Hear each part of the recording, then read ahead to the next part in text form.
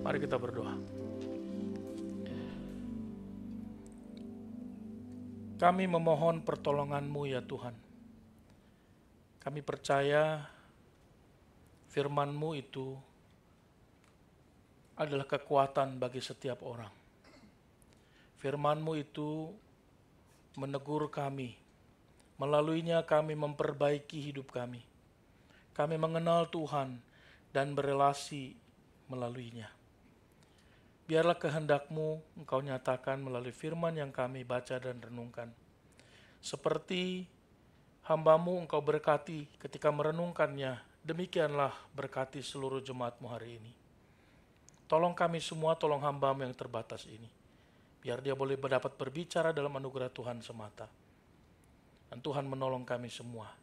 Di dalam nama Tuhan Yesus Kristus, kami menyerahkan perenungan dan pemberitaan firman-Mu hari ini. Amin. Silakan duduk.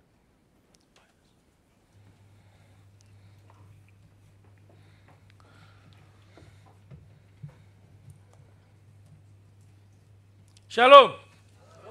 Selamat hari Minggu. Apa kabar?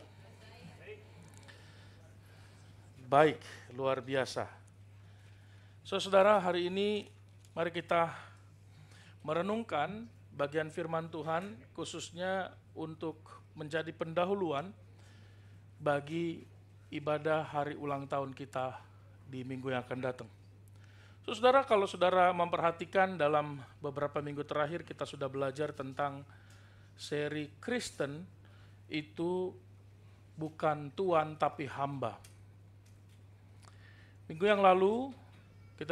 minggu yang lalu kita juga sudah belajar apa itu kekristenan. Ada yang masih ingat 2 minggu yang lalu temanya? Ya, karena sudah 2 minggu yang lalu lupa ya. Kristen bukan religi, tetapi relasi. Saudara, mari kita membaca bagian firman Tuhan ini. Mari kita membaca Yohanes pasal 3, kita membaca ayat 1 sampai 15 saja. Mari kita berganti-gantian, kaum laki-laki membaca ayat 1, kaum perempuan membaca ayat yang kedua.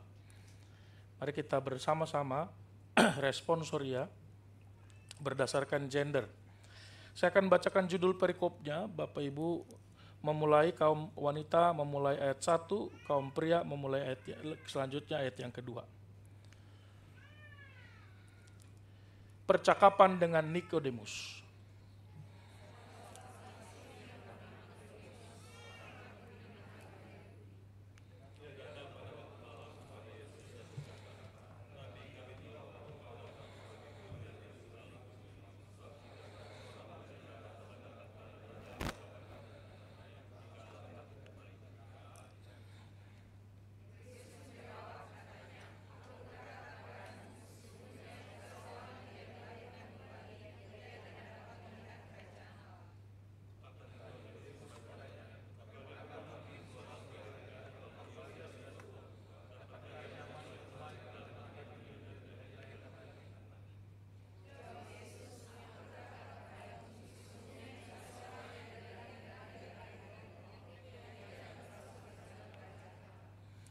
Apa yang dilahirkan dari daging adalah daging, dan apa yang dilahirkan dari roh adalah roh. Jangan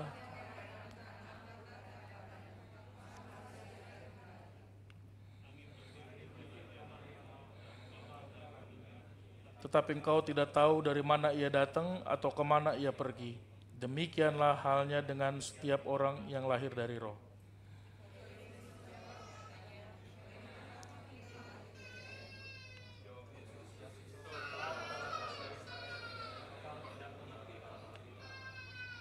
Aku berkata kepadamu,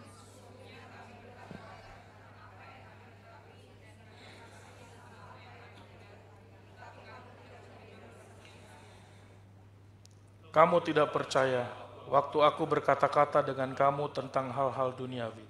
Bagaimana kamu akan percaya kalau aku berkata-kata dengan kamu tentang hal-hal surgawi?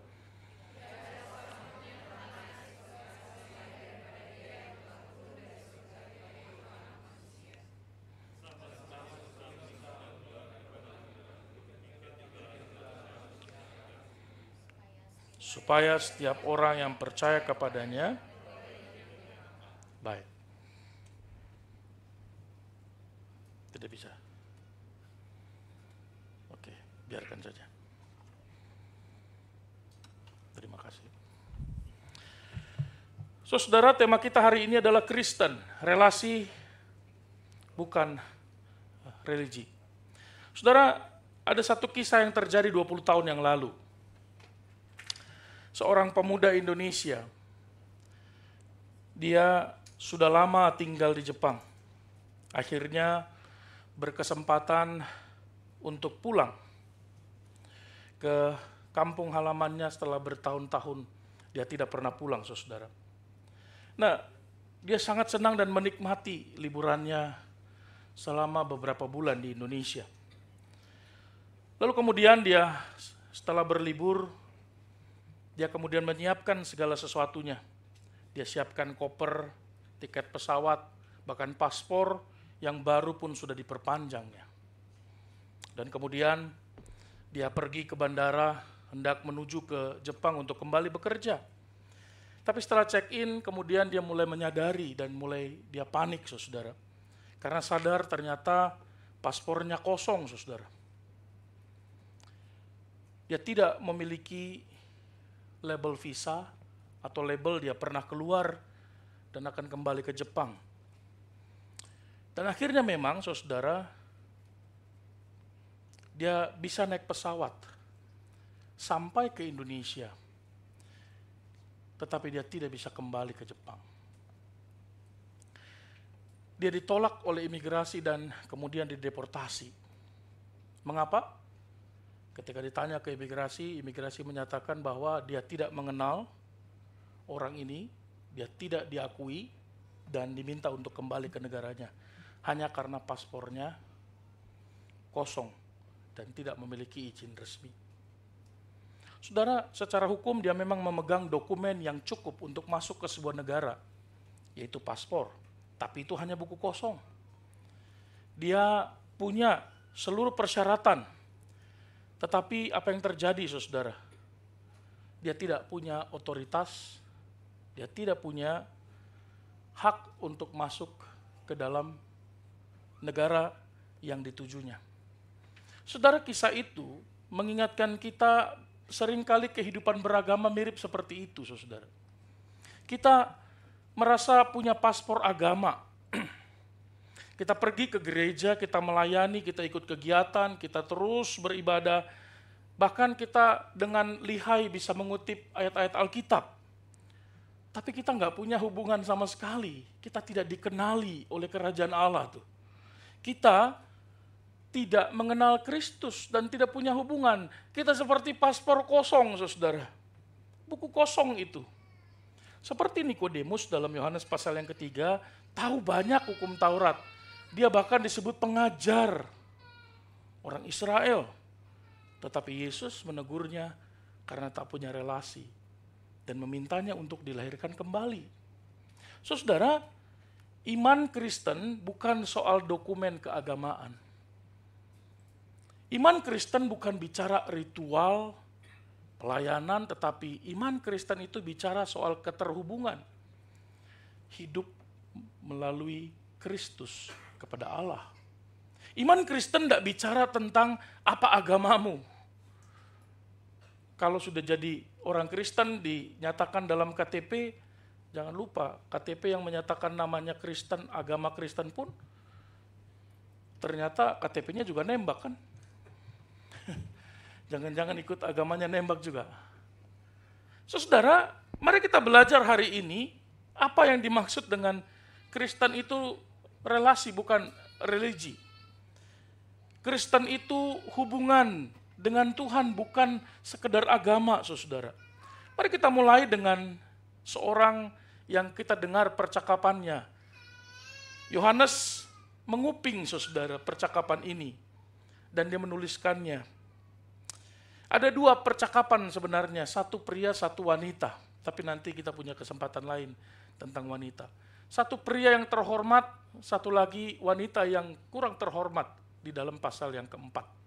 Tapi mari kita belajar hari ini pasal yang ketiga ini tentang seorang yang bernama Nikodemus, saudara. Saudara, Nikodemus itu mendatangi Tuhan pada malam hari. Nikodemus ingin mencari sesuatu yang dia tidak tahu jawabannya, saudara. Yesus tidak keberatan menerimanya. Saudara, karena Yesus mungkin tahu alasannya Nikodemus malu, menjaga image, takut, khawatir. Tapi pertanyaannya, mengapa Nikodemus datang malam hari dan Tuhan Yesus tidak menghukumnya? Sekalipun dia datang di malam hari pada saat seorang seharusnya beristirahat dan punya waktu pribadi. Saudara, ada dua pelajaran sederhana, saudara. Mengapa Yesus tidak menegur Nikodemus, saudara? Bagi seorang Nikodemus dibutuhkan keberanian yang sangat besar untuk bisa menghampiri Yesus. Sekalipun itu malam hari. Kalau orang selalu melihatnya malam harinya, dia datang karena dia mungkin malu. Tapi saya melihat dari sisi yang lain. Saya melihat butuh keberanian besar sekalipun malam hari, saudara. Bagi seorang Nikodemus. Nanti saya akan jelaskan mengapa demikian. Pesan utamanya adalah bukan kapan dia datang. Pesan utamanya adalah dia datang. Sekalipun malam hari.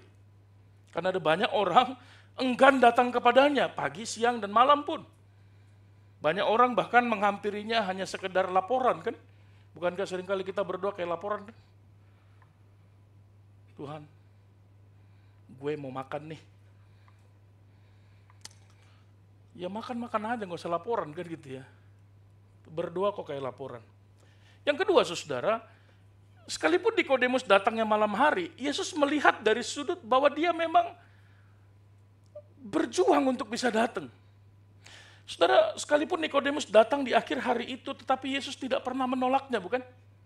Yesus menerimanya dengan baik. Ini membuktikan bahwa Yesus selalu bisa dijangkau oleh siapa saja. Kapan saja orang mau datang kepadanya, Yesus dengan hati yang sangat terbuka mau menyambut siapapun yang datang. Saudara, Yesus bukan pribadi yang sulit dijangkau. Kita selalu membayangkan Allah itu adalah Allah yang tak terjangkau. Betul, memang Allah adalah Allah yang transenden dalam konsep teologianya. Allah yang tidak terbatas ruang dan waktu. Tapi jangan lupa Allah kita adalah Allah yang imanen, Immanuel. Allah yang dekat dengan kita. Allah yang dikatakan oleh Alkitab, ia ada di tengah-tengah kita. Ia tinggal bersama dengan kita.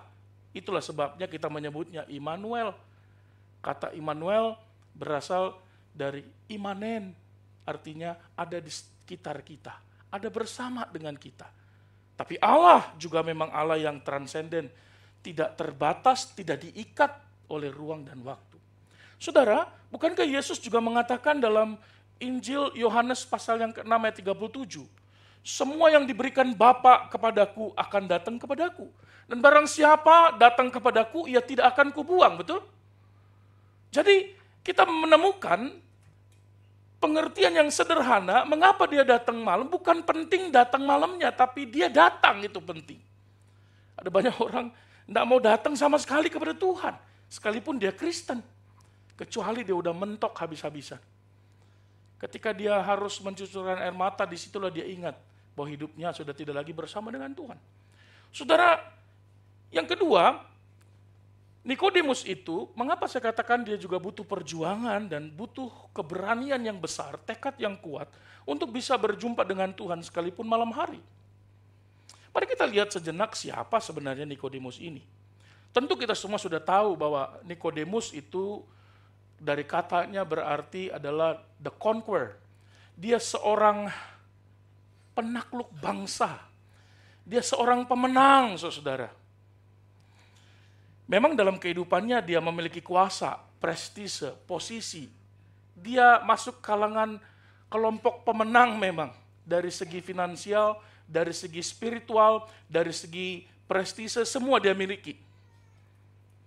Atau masa kini kita sebut orang seperti ini adalah orang yang sukses, seperti merek mie.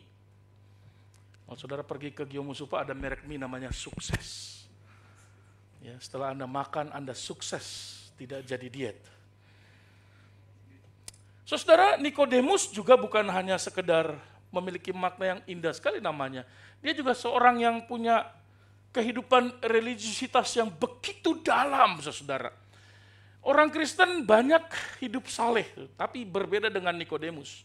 Nikodemus seorang yang sangat religius, bahkan dia disebut sebagai orang Farisi. Dia taat Taurat secara murni dan konsekuen. Ya, kalau kita murni dan konsekuen hanya undang-undang dasar kan? Farisi secara moralitasnya juga sangat baik. Karena dia orang Farisi, dia moralitasnya baik. Dia taat semua hukum, adat, istiadat, hidup kudus. Bahkan dia sampai pada tingkat yang tidak pernah kita bisa bayangkan. Kalau cuma seminggu sekali ke gereja, itu masih seujung kukunya Nikodemus itu. Kalau cuma rajin PA, rajin ibadah, rajin PA, rajin pelayanan, itu cuma satu ruas kukunya Nikodemus. Kalau cuma jadi majelis, melayani, itu cuma 2 ruas kukunya. Emang berapa panjang kukunya? 2 meter. Saudara, yang mau saya maksudkan adalah bahkan Yesus sebenarnya memuji mereka. Kelompok Farisi itu dipuji. Dalam Matius pasal 5:20 bahkan Yesus berkata, jika hidup keagamaanmu tidak lebih benar daripada hidup keagamaan ahli-ahli Taurat dan orang Farisi, sesungguhnya kamu tidak akan masuk dalam kerajaan. Artinya Yesus mengakui kan, religiusitas orang Farisi ini hebat sekali, dalam sekali, serius sekali. Walaupun dia tidak mengenal Tuhan secara pribadi. Nikodemus setia melakukan semua yang diperintahkan. Tetapi saudara, kondisi hidupnya, sebagaimanapun religiusitasnya, tidak mengubah jati dirinya. Nikodemus terlepas dari upaya lahiriahnya untuk hidup saleh, hidup kudus, dia tidak berubah esensi hidupnya. Dia tetap manusia berdosa yang membutuhkan juru selamat. Saudara, memang baik untuk hidup bersih, hidup kudus, tetapi hidup bersih dan hidup kudus tidak akan menyelamatkan jiwa kita. Kegiatan keagamaan Anda dan saya itu tidak akan menyelamatkan hidup Anda dan saya. Nggak bisa. Apalagi berharap menyelamatkan anak-anak kita. Itu hal yang mustahil. Kalau mustahil biasa, mustahil lebih luar biasa. Terlepas dari semua yang dia miliki, dia tetap ingin tahu lebih banyak tentang Kristus dan kebenarannya. Yang ketiga, dia orang Farisi. Istilah Farisi sebenarnya yang menafsirkan. Memang tugas mereka kerjanya menafsirkan atau menjelaskan. Atau kalau ditarik pengertian Farisi secara harafiah artinya adalah dia memisahkan orang-orang dari pelanggaran hukum. Dia adalah orang yang hidup terpisah juga. Karena untuk menjaga kesuciannya, biasanya dia menjauhkan diri dari perkumpulan-perkumpulan orang-orang berdosa, saudara. Dia nggak mau kumpul dengan orang-orang biasa. Karena dia takut tercemar. Bersentuhan saja dengan orang berdosa, maka dia harus bakar bajunya. Waduh, kalau begitu berapa banyak baju yang seharusnya saya bakar tiap hari kan gitu. Karena kita selalu salaman kan gitu ya. Saudara, mereka kerjanya adalah mendedikasikan hidupnya, menjaga dirinya untuk menafsirkan Alkitab, membela hukum Taurat, membela hukum-hukum dan adat-adat istiadat Yahudi. Yang mereka usahakan bahkan kalau perlu dipaksakan secara hukum, secara legalistik kepada bangsa Israel. Saudara, contohnya adalah mereka juga menulis di Talmud, saudara. Apa itu Talmud, Pak? Talmud adalah catatan tentang diskusi para rabi berkaitan dengan hukum Yahudi, etika, kebiasaan, dan sejarah. Jadi kalau saudara ketemu dengan orang Yahudi, mereka membaca Talmud, itu isinya apa? Diskusi para rabi, para pengajar-pengajar Yahudi tentang etika Yahudi, sejarah, kebiasaan, bagaimana caranya mencuci tangan, cuci muka, bersihkan upil, semua lengkap. Tetapi juga mereka menulis Mishnah, banyak pasal sekali. Mishnah itu apa, Pak? Mishnah itu adalah tulisan dari hukum lisan, saudara. Hukum lisan Taurat dari orang-orang Yahudi, dari generasi ke generasi ke generasi sampai ke generasi mereka. Mereka tulis catatan-catatan dari hukum itu. Oh, kata opung saya dulu, kalau pergi ke bait suci tidak boleh pakai sendal yang berbeda warna. Gak boleh pergi ke bait suci, sendalnya swallow, pulangnya Carville. Kan gitu ya. Wah, kayaknya inget nih merek Carville. Saudara, semua itu mereka buat hanya untuk bisa disebut sebagai seorang yang saleh, saudara. Nikodemus juga adalah seorang anggota Sanhedrin. Anggota dari 70 orang yang punya kuasa atas seluruh orang Yahudi di seluruh dunia. Jadi kalau Anda adalah keturunan Yahudi, Anda ada di bawah kuasanya Nikodemus. Anda harus tunduk kepadanya. Dia bisa membuat orang dibunuh, dia bisa menetapkan orang tetap hidup. Nikodemus juga seorang pengajar. Nah, ini dikatakan oleh Tuhan Yesus dalam ayat yang ke-10. Itu berarti kalau dia seorang pengajar, dia punya kedudukan yang sangat tinggi. Karena seorang pengajar di kalangan orang Yahudi itu statusnya tinggi. Hanya di Indonesia mungkin guru statusnya rendah. Gajinya minimalis. Tapi pengajar Israel itu, pengajar mungkin guru besar dia di sana, dia masuk dalam lingkaran agama Yahudi yang sangat tinggi, bukan hanya populer, saudara. Tapi dia juga orang kaya. Nikodemus ini orang kaya, saudara. Tradisi memberitahu kita bahwa dia adalah salah satu dari 3 orang terkaya di Yerusalem. Saudara punya tanah di Yerusalem, luar biasa bukan? Dekat bait suci. Jadi kalau Anda harus, dan saya harus pergi naik pesawat menuju ke bait suci, dia cuma cuci muka, masuk. Bahkan dia punya pintu mungkin sebelah. Salah satu dari 3 orang terkaya, bahkan tradisi mengatakan dia punya uang lebih banyak daripada yang dia tahu. Saya membayangkan gimana caranya itu. Kalau di Indonesia pasti dia akan menderita karena rekeningnya akan dibekukan, saudara. Tapi apa yang dimilikinya tidak mengubah siapa dirinya, betul? Dia kaya, dia seorang pengajar, dia anggota Sanhedrin yang punya kuasa terhadap seluruh umat Yahudi di seluruh dunia. Dia seorang Farisi yang saleh, tidak mengubah siapa dirinya. Fakta dia punya banyak uang, tidak mengubah siapa dirinya, adalah orang berdosa. Kan orang berdosa tidak mungkin bisa mencuci dosanya dengan uangnya. Saudara, dia butuh juru selamat. Semua harta dan uang yang kita punya bisa membeli banyak hal dalam dunia ini. Tapi tidak semua dapat kita beli dengan uang, betul? Bahkan membeli waktu pun kita nggak bisa, kan? Kita tidak bisa membeli apapun yang membawa kita ke surga. Saudara, Nikodemus adalah orang yang terhormat. Jadi bayangkan semua orang mengenal dia kalau dia berjalan sore-sore. Ya. Kemana Om Niko, Om Nik? Gitu ya. Ada yang panggil dia Om Demus, Om Nikodem. Terserah, pokoknya dia terkenal. Dia lagi jalan-jalan sore mengelilingi bait suci atau masuk ke kampung-kampung, dia lihat-lihat. Nah, lihat, itu orang terkaya nomor 3. Masuk dalam majalah Yerusalem Post. Karena dulu belum ada majalah Forbes, kan. Setiap orang tua yang bawa anak dan mempunyai anak ketika berjumpa dengan dia pasti mengatakan, aku mendoakan kamu jadi seperti dia, nak. Dialah cita-cita semua orang tua bagi setiap anaknya. Kaya raya, hidup saleh, terhormat, fasih dalam segala hukum, bahkan menjadi seorang yang penentu di bangsa Israel. Bukankah itu impian semua kita, buat anak-anak kita? Bukankah itu doa kita, bukan? Buat anak-anak kita, seperti Nikodemus, saudara. Kita bawa anak kita ke gereja supaya seperti apa? Supaya saleh, kan? Saudara, Nikodemus sangat dihormati, disegani.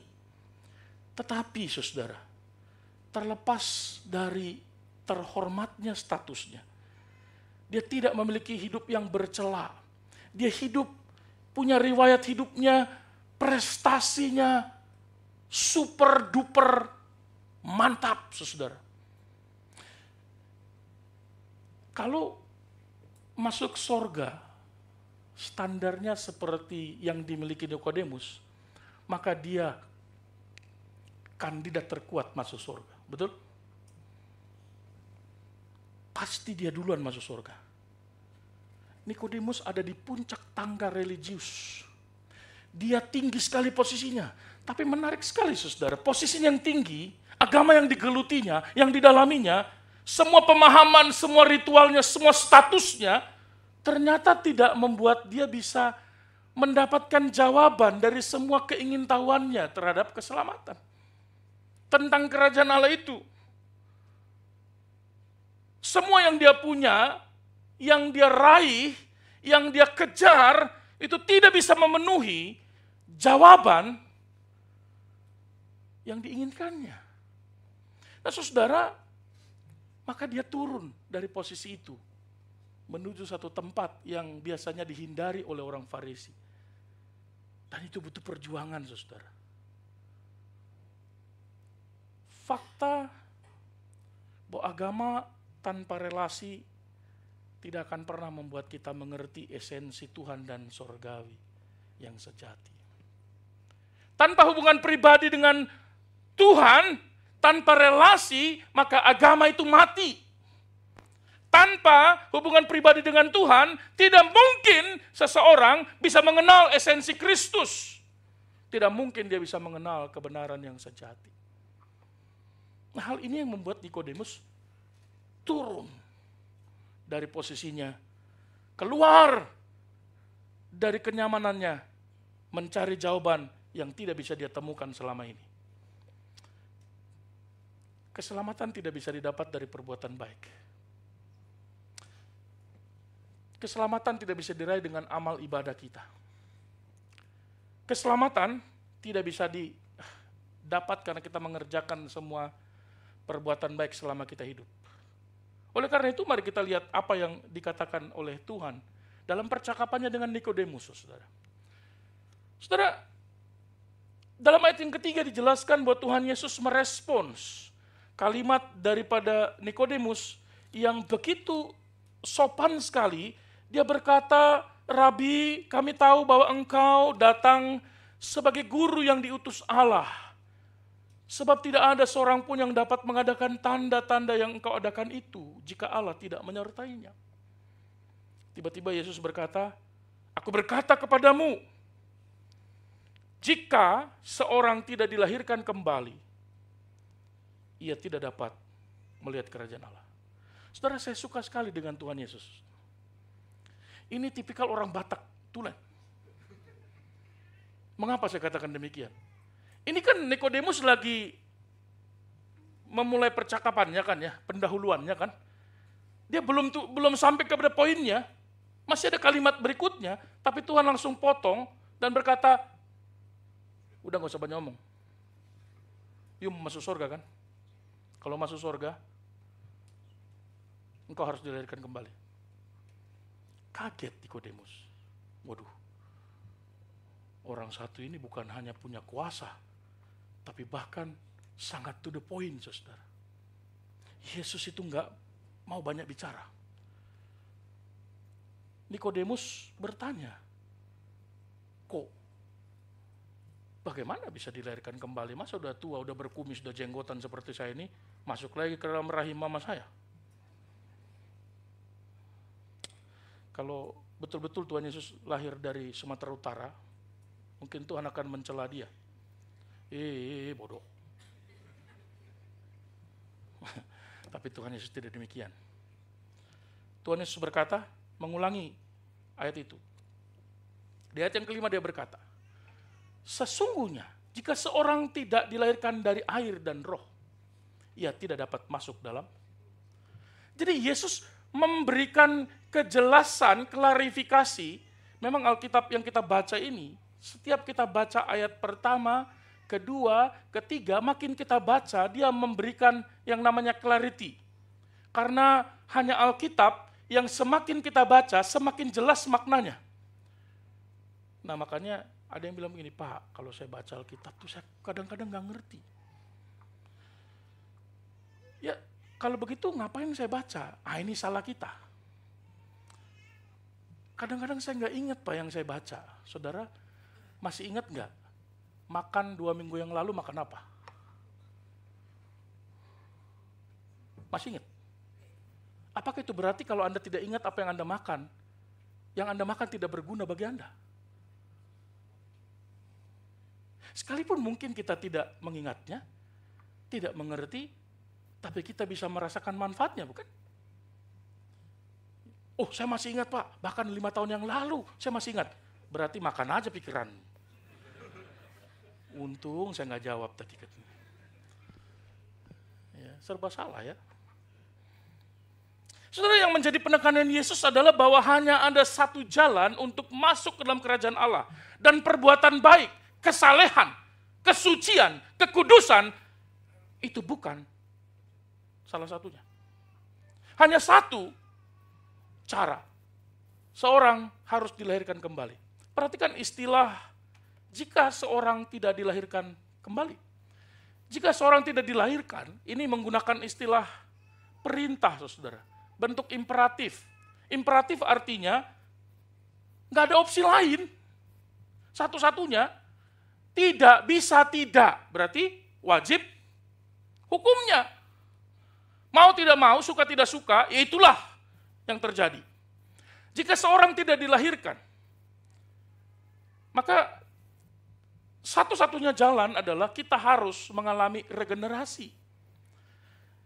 Ini sesuatu yang mutlak diperlukan, saudara. Yesus memberitahu Nikodemus bahwa kalau dia ingin berkenan kepada Allah, dia ingin masuk ke dalam kerajaan sorga, dia ingin diselamatkan, bukan dengan statusnya, bukan dengan semua uangnya, perilaku agamanya, perbuatannya, jasa-jasa religinya, tetapi dia harus dilahirkan kembali. Nampaknya hal ini sulit dipahami oleh Nikodemus. Sehingga terlihat dari respon terhadap pernyataan Tuhan Yesus ini. Nikodemus berkata dengan jelas, bagaimanakah mungkin seorang dilahirkan kalau ia sudah tua? Bagaimana mungkin seorang yang sudah tua dilahirkan kembali? Saudara, tentu saja Tuhan Yesus tidak sedang bicara tentang kelahiran fisik, kan? Tuhan Yesus tidak bicara tentang kelahiran orang yang sudah tua masuk ke dalam rahim seorang ibu lagi. Istilah kembali mau menekankan tentang yang mengerjakannya bukan manusia. Karena itu dijelaskan berasal dari atas. Kalau dia tidak dilahirkan oleh roh, pekerjaan roh bukan pekerjaan manusia. Karena kita semua ini dilahirkan oleh manusia, kan? Betul enggak? Walaupun seringkali ada orang tua yang mengatakan, anak setan, katanya. Loh, kadang-kadang begitu kan ya. Di sini sih nggak ada sih, tempat yang lain. Padahal dia yang melahirkannya. Mungkin kurang menyadari juga. Maka anaknya jawab, aja deh. Dia memberitahu kita bahwa bisa masuk surga, itu bukan hanya sekedar dilahirkan ke dalam dunia. Tetapi kita harus punya 2 hari ulang tahun, saudara. Kalau mau masuk kerajaan sorga harus punya 2 hari ulang tahun. Saya nggak tahu, saudara merayakan nggak hari ulang tahun? Saya ulang tahun tiap bulan, Pak. Ya. Saudara, ulang tahun yang pertama adalah kelahiran fisik, kan? Ulang tahun yang kedua adalah ketika Anda dan saya berjumpa dengan Tuhan, mengenal Tuhan, menerima Tuhan secara personal, dan dilahirkan kembali. Maka harus ada hari ketika Anda dilahirkan dalam kerajaan manusia, dalam dunia ini. Itu harus ada harinya. Itu tanda Anda eksistens di dalam dunia ini. Tapi ada hari di mana Anda dilahirkan dalam kerajaan Allah, sekalipun kita masih dalam kerajaan dunia. Saudara, alasan Yesus menggunakan istilah kelahiran kembali ini menjelaskan tentang keselamatan. Dia menggunakan istilah kelahiran untuk menggambarkan konsepsi spiritual yang lebih mudah bagi seorang pengajar yang mengerti pengertian-pengertian yang sulit, saudara. Apa maksudnya, saudara? Istilah kelahiran ini bicara tentang kelahiran fisik yang memberikan kehidupan. Saudara, kalau secara fisik kita dilahirkan, maka kita dapat kehidupan. Betul tidak? Tapi kelahiran rohani itu memberikan kita kehidupan rohani. Makanya seorang ibu yang mengandung dan melahirkan anak, dia sedang memberikan kehidupan. Dan bayi itu mendapat kehidupan. Maka kalau orang yang melahirkan, dia sedang memberikan kehidupan. Maka Hawa itu disebut Hafa. Kenapa? Life artinya. Karena wanita itu sumber kehidupan.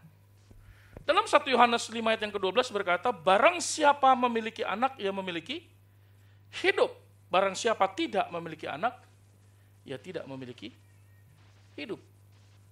Yang kedua, kelahiran fisik itu hanya terjadi satu kali, betul. Ada yang melahirkan berkali-kali. Kelahiran fisik itu hanya terjadi satu kali. Amin, Ibu-ibu.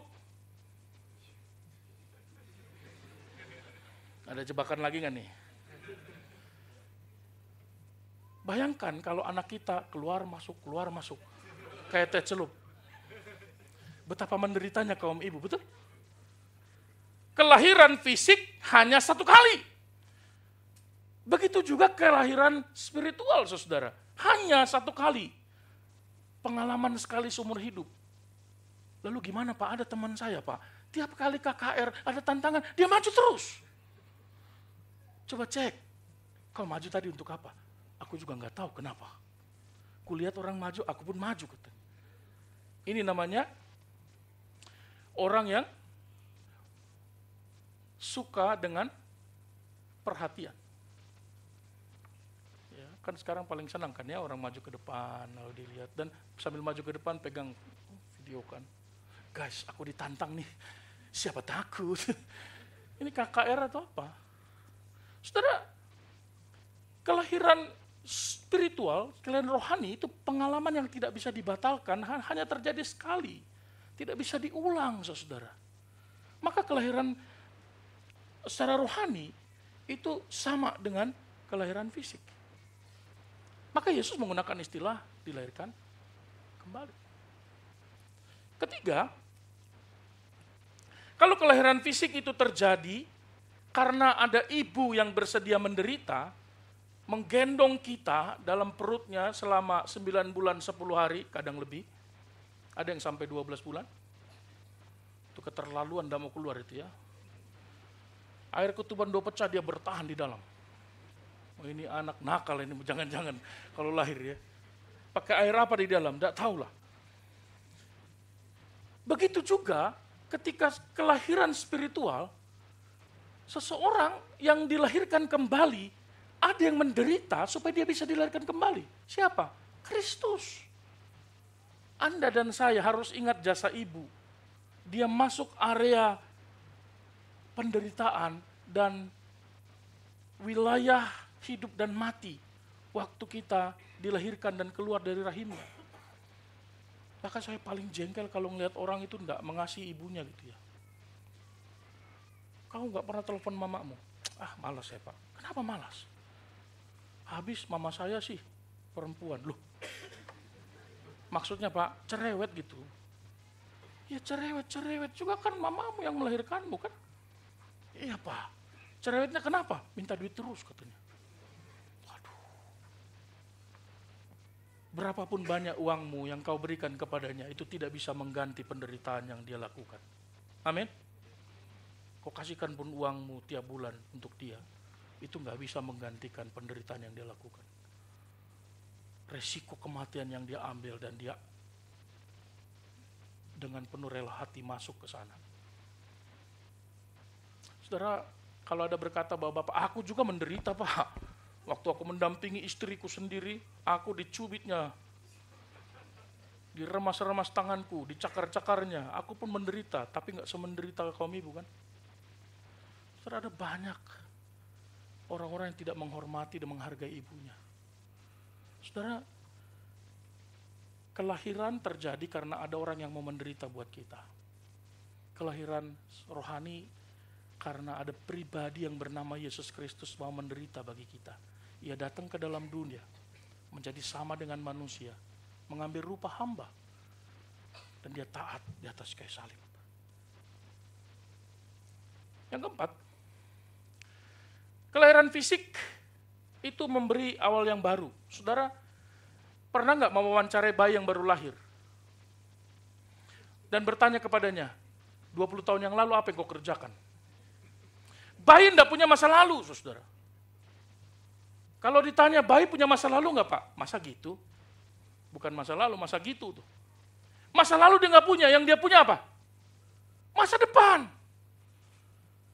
Begitu kita secara personal dilahirkan kembali, maka yang kita punya bukan masa lalu, tetapi yang menentukan itu masa depan. Maka banyak orang Kristen katanya sudah lahir baru, tapi hidupnya penuh dengan khawatir, ketakutan, kegelisahan. Nanti kalau saya gagal kayak tahun lalu gimana? Jangan biarkan hidup masa depanmu ditentukan oleh masa lalumu. Jangan habiskan masa kini untuk memikirkan kegagalan yang belum tentu terjadi di masa depan hanya karena engkau melihat masa lalu. Betul kan? Berapa banyak orang hidup di masa lalu, betul enggak? Pak, saya nggak mau memulai hubungan baru Pak. Kenapa? Takut disakiti. Emangnya waktu relasi sebelumnya dengan kekasihmu, siapa yang putusin? Saya sih Pak. Yang harusnya takut kan orang lain ya, karena kau menyakitinya. Saudara-saudara, kadang-kadang kita selalu lebih banyak melihat masa lalu daripada masa depan, betul? Kalau naik mobil, kaca mana yang paling besar? Kaca spion, kaca back mirror yang ada di dalam mobil, atau kaca yang besar di depan? Mana yang paling besar? Kalau kita selalu melihat ke bagian belakang melalui kaca yang kecil dan kaca spion, maka hidup kita akan tabrakan terus. Betul enggak? Maka kita perlu fokus kepada yang lebih besar, yaitu masa depan. Dalam 2 Korintus 5 ayat yang ke-17, siapa yang ada dalam Kristus, dia adalah ciptaan yang lama, sesungguhnya yang baru sudah datang. Saudara, ketika kita dilahirkan kembali, kita dilahirkan oleh Roh, bukan pekerjaan manusia. Tuhan bekerja dalam hati kita. Tuhan mengubahkan kita. Yang lama terlepas, yang baru Tuhan karuniakan. Apa itu? Akan ada perbedaan nyata dalam hidup orang yang telah percaya kepada Kristus. Kita memang masih bisa jatuh ke dalam dosa. Kita bisa gagal memuliakan Tuhan. Kita bisa jatuh dalam dosa. Tetapi ada perubahan besar dalam hidup kita. Kelahiran pertama, lahir dari air. Kelahiran kedua, lahir dari roh. Kelahiran pertama, dari daging. Kelahiran kedua, dari kuasa Tuhan. Kelahiran kedua, lahir dari atas. Kelahiran kedua, dari roh. Kelahiran kembali itu yang kita sebut sebagai regenerasi. Dilahirkan kembali. Kelahiran pertama membawa kita kepada kematian. Kelahiran kedua membawa kita kepada hidup kekal. Amin. Dalam ayat yang ke-8 dikatakan, Yesus menggunakan istilah angin. Sebenarnya bukan angin, tapi angin ini pneuma. Pneuma itu adalah roh, saudara. Saudara, kalau angin maka ilustrasinya kan jadi aneh. Bahwa ada 2 jenis angin. Angin yang dibuat oleh Allah dan diciptakan oleh manusia. Kan lucu ya. Ada ilustrasi begitu tuh.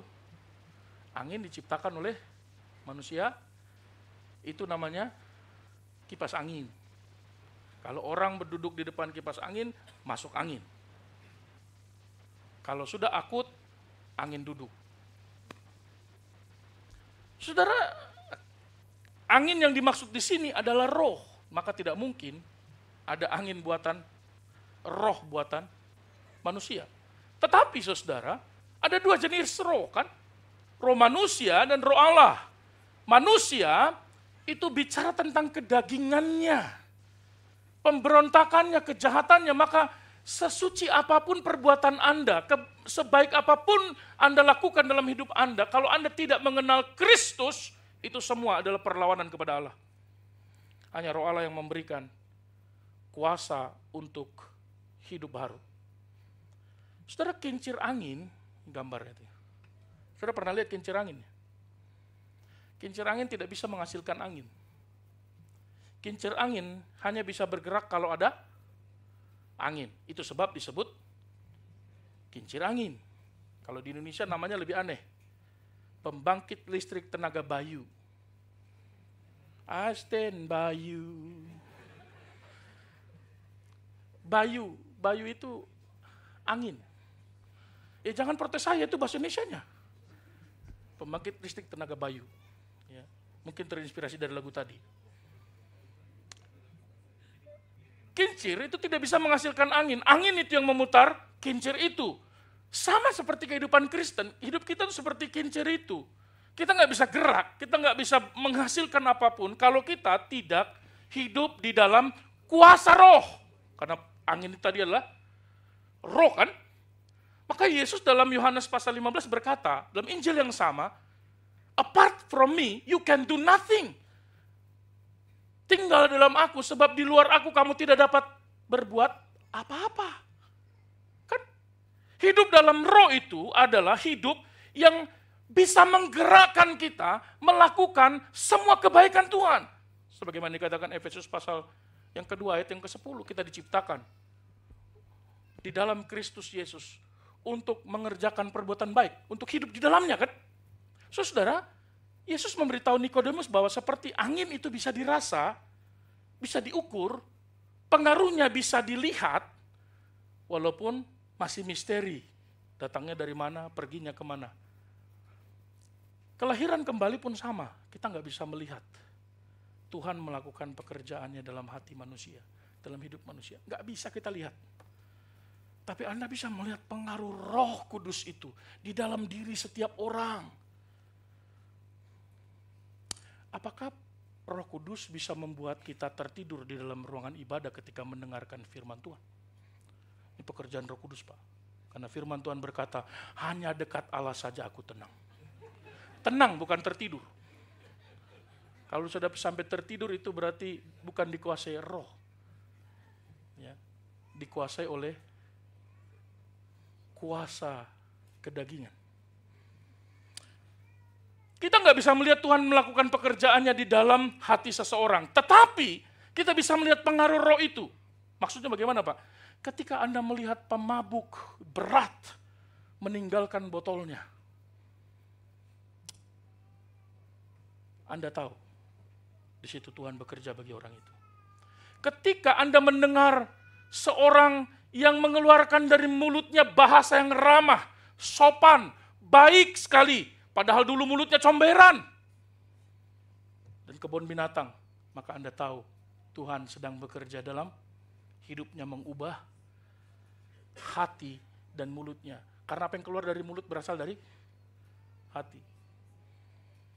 Ketika Anda melihat seorang wanita yang hina, selingkuh, melacurkan dirinya, bertobat dan menjadi wanita yang baik, sederhana, Anda tahu Tuhan sedang bekerja dalam hidupnya. Ketika Anda melihat seorang pria yang kasar sekali, jahat sekali, penuh dengan amarah, kebencian, tiba-tiba berubah menjadi begitu sabar, begitu tenang, begitu manis sekali, penuh kasih sikapnya.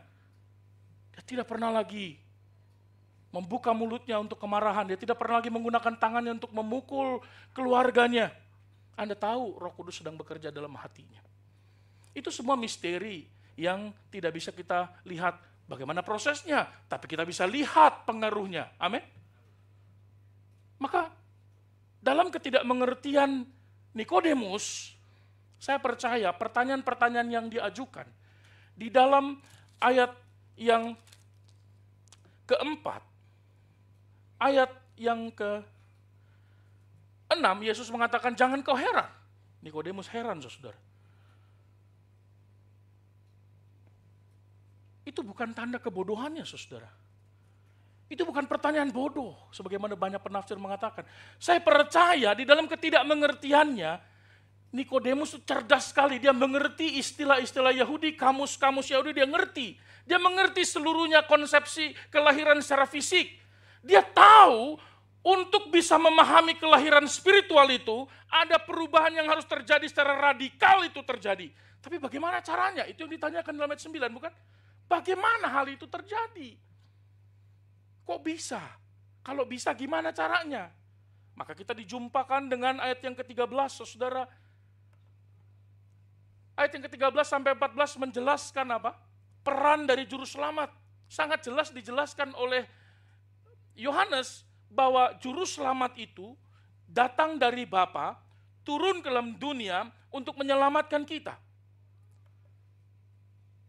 Tetapi Anda dan saya termasuk Nikodemus adalah orang yang menerima anugerah dan digerakkan untuk percaya. Makanya dikatakan dengan jelas dia yang tidak mengenal dosa telah dibuatnya menjadi dosa karena Anda dan saya, termasuk Nikodemus. Supaya apa? Dalam dia kita dibenarkan. Sehingga semua orang, kata Yohanes, yang percaya dapat beroleh hidup kekal. Saudara, apakah Nikodemus, nah ini pertanyaan menarik. Apakah Nikodemus betul-betul lahir baru? Betul-betul mengalami kelahiran kembali seperti yang diajarkan Tuhan Yesus kepadanya? Bagaimana kehidupan Nikodemus setelahnya? Dalam Injil Yohanes kita menemukan penjelasannya, saudara. Kalau di pasal yang ketiga, dia mencari dan menjumpai Tuhan Yesus, dan itu butuh effort yang besar, butuh pengorbanan, butuh keberanian, butuh kerendahan diri. Setelah dia mengerti semua pengajaran itu, oh, soka, naruhodo, wakarimashita,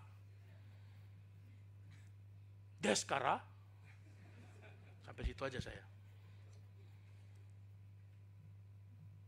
Pasal 7 ayat 50, Nikodemus tidak lagi diam-diam menunjukkan imannya. Dia secara terbuka membela Yesus di kalangan orang Farisi. Lagi-lagi dia orang terhormat, terpandang, terkaya, sehingga tidak ada satupun yang membantah Nikodemus. Dia nggak takut kehilangan kehartanya, dia nggak takut kehilangan statusnya, dia nggak takut dibenci sekali. Tapi lebih berani lagi kalau kita membaca Yohanes pasal 19. Kehidupannya begitu berubah, saudara. Tadinya dia cuma datang malam-malam kan? Sekarang dia berani dengan terbuka menunjukkan loyalitasnya, pengabdiannya kepada Tuhan Yesus. Dia mengambil mayat itu, membawanya dengan terbuka. Wow, kok bisa ada seorang yang tidak lagi memperdulikan status sosialnya? Kepada orang yang terkutuk itu, dia bahkan berani menyentuhnya. Padahal orang Farisi tidak mau bergaul dengan orang-orang yang berbeda dari dia, bukan? Saudara, Nikodemus tidak lagi sembunyi-sembunyi, tapi dengan terang-terangan dia tidak takut menyatakan imannya. Ini perbedaannya, karena dia menunjukkan keterikatannya, relasinya, bukan hanya religinya. Saudara, agama adalah usaha manusia untuk mencapai Allah.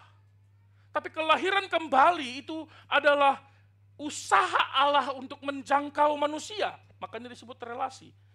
Relasi itu datangnya dari Allah kepada kita. Anda mau percaya pun Anda tidak bisa percaya kalau bukan karena anugerah Allah. Agama tanpa relasi, sekali lagi, hanya tubuh tanpa roh. Maka itu adalah mayat, saudara. Kalau Anda membasuh dan mendandani mayat, seberapa cantiknya pun, saya juga baru tahu ternyata make up untuk mayat itu berbeda dengan make up orang hidup ya. Maklumlah, ya jangan hina saya karena saya baru tahu. Karena saya nggak pernah pakai make up gitu.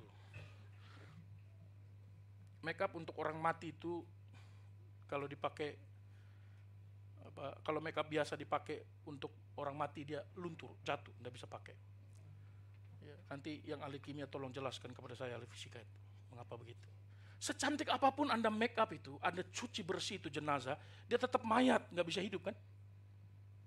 Bagaimanapun Anda mendandaninya, dia nggak akan berespon. Anda gelitikin pun dia nggak akan mengeluh, geli tahu. Enggak, dia enggak ada responnya. Tapi berbeda kalau kita berelasi dengan Allah. Perjumpaan kita dengan Tuhan, di sana kita akan menemukan denyut hidup dan cahaya sorgawi yang pasti itu. Yesus, kematian dan kebangkitannya tidak mendandani mayat, tidak memperbaiki sesuatu yang rusak, tapi dia memberikan hidup yang baru, membangkitkan setiap orang yang berdosa. Amin. Dia bukan hanya sekedar memoles supaya kelihatan cantik. Dia memaksa setiap kita untuk mengaku dan berlutut di hadapan Tuhan, bertobat, dan kemudian memohon kepada Tuhan hidup yang baru. Amin. Inilah kelahiran baru. Saudara, agama tanpa relasi itu hanya tubuh tanpa roh. Ada satu kisah tentang Billy Graham. Dia baru selesai KKR di daerah Pennsylvania. Saudara, setelah selesai KKR itu, ada seorang ibu menghampirinya. Ibu ini adalah pekerja di gereja itu. Dia berkata, Pastor Billy, saya sudah Kristen sejak kecil. Saya suka sekolah minggu. Dari dulu sampai sekarang saya gak pernah skip. Tiap tahun saya selalu dapat medali. Orang paling rajin. Bahkan pendeta kalah sama saya. Saya ikut paduan suara. Saya pelayanan sekolah minggu setelah saya dewasa. Setelah saya besar, saya menjadi majelis. Tapi hari ini saya baru sadari. Saya tahu banyak tentang Yesus. Tapi saya tidak sungguh-sungguh mengenal dia. Lalu Billy Graham menjawab apa? Saya kutip kalimatnya dengan jelas. Oh, mother, katanya. Oh, ibu, pergi ke gereja setiap minggu tidak otomatis membuat seorang Kristen menjadi Kristen. Sama seperti halnya berdiri di garasi tidak secara otomatis menjadikan Anda sebuah mobil. Billy Graham lucu ya, tapi nggak ada yang ketawa. Anda berdiri di garasi nggak berarti Anda jadi mobil kan? Orang Kristen tiap hari di gereja bukan tentu dia orang Kristen kan? Mungkin di gereja lagi cari pacar, lagi cari jodoh. Kok nggak ada yang cocok sama saya? Jangan-jangan ada doanya begini, Tuhan, siapapun yang memandangku dan mata kami bertatap-tatapan, itulah dia. Nyata yang bertatapan dengan dia pendeta mimbar. Wah, pahit katanya. Berbagai macam motivasi orang datang ke gereja, bukan? Tetapi yang paling menarik bukan mengapa dia datang ke gereja. Yang paling menarik adalah apakah dia mengenal Tuhan yang menggerakkannya datang ke gereja.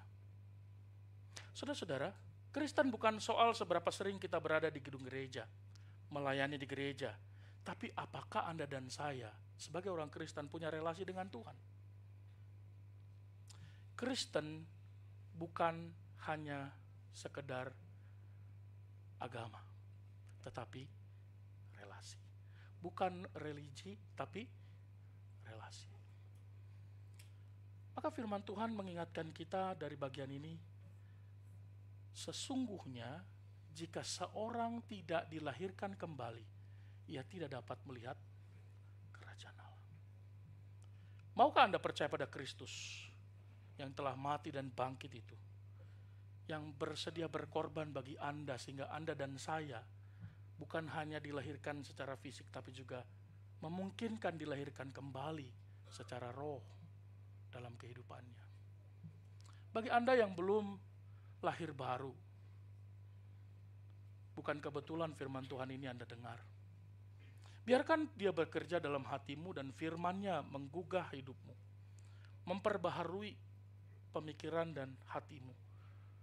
Biarlah anugerah-Nya menolong kita, mendorong kita, memampukan kita untuk percaya dan menerima dia di dalam kehidupan kita masing-masing. Sesungguhnya, jika seorang tidak dilahirkan kembali, ia tidak dapat melihat kerajaan Allah. Amin. Mari kita bangkit berdiri.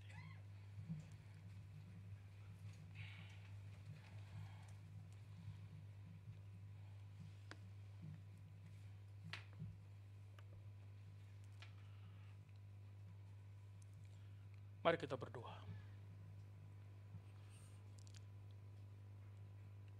Saya mengajak setiap Anda yang belum sungguh-sungguh mengenal Tuhan. Jika hidup keagamaanmu mirip seperti Nikodemus, saleh tapi tidak punya pengenalan dengan Tuhan, datanglah kepadanya. Anugerah Tuhan telah berbicara kepada kita melalui anugerah yang khusus itu, firman Allah. Jika kehidupan kerohanianmu pun tak lebih baik dari Nikodemus, engkau belum mengenal Tuhan, engkau masih menjadi orang Kristen biasa-biasa saja. Orang Kristen yang ala kadarnya, firman Tuhan hari ini memanggilmu untuk datang padanya. Jangan sia-siakan kesempatan ini. Mintalah Tuhan masuk ke dalam hatimu, menjadi Tuhan dan Juru Selamatmu. Dan dalam anugerahnya, mohonkanlah, biarlah Tuhan yang menjadi Raja atas hidupku, menjadi Tuhan dan mengatur seluruh hidupku. Kursi singgasana dalam hatiku ini sepenuhnya adalah milik Tuhan. Mari berdoa. Perhatikanlah setiap anak-anak-Mu hari ini. Kami telah merenungkan firman-Mu. Kami belajar dari hamba-Mu Nikodemus, yang hidupnya telah Tuhan ubahkan. Anugerah Tuhan memampukan dia untuk bisa merespon, bukan hanya mempertanyakan dengan akal budinya, dengan pengertiannya, tetapi juga dengan kehendaknya dia menyerahkan dirinya. Dan bisa dilihat pengaruh penyerahan dirinya dalam hidupnya yang berubah dan terbuka dengan jujur di hadapan Allah. Hari ini firman Tuhan yang 2000 tahun yang lalu berkumandang, hari ini kami bisa renungkan kembali, mengingatkan kami bahwa Allah tetap terbuka untuk dihampiri. Kapanpun kami hadir datang menghampirinya. Anugerah Tuhan dicurahkan kepada setiap kami. Tolonglah kami Tuhan, supaya setiap pribadi sungguh dilahirkan kembali di dalam roh, sehingga kami boleh menikmati kerajaan Allah dan kebenarannya. Tuhan, mohon Engkau memampukan semua kami. Tuhan memeliharakan semua saudara-saudara yang mengalami kelemahan tubuh. Pulihkanlah Ibu Ellen, Ibu Wina, Bapak Sakurai, Bapak Yanes. Mampukanlah mereka untuk tetap teguh di dalam segala kelemahannya, sampai pemulihan itu mereka nikmati menjadi bagian hidupnya. Pimpinlah ibu-ibu yang tengah mengandung, Ibu Cindy, Ibu Winda, Ibu Welsa, Ibu Aprianti Siagian. Mohon Tuhan memampukan mereka dalam masa kandungannya sampai proses persalinan. Mohon Tuhan memimpin ketika persalinan tiba waktunya. Tuhan tolong mereka supaya ibu dan bayi boleh tetap sehat sampai dilahirkan.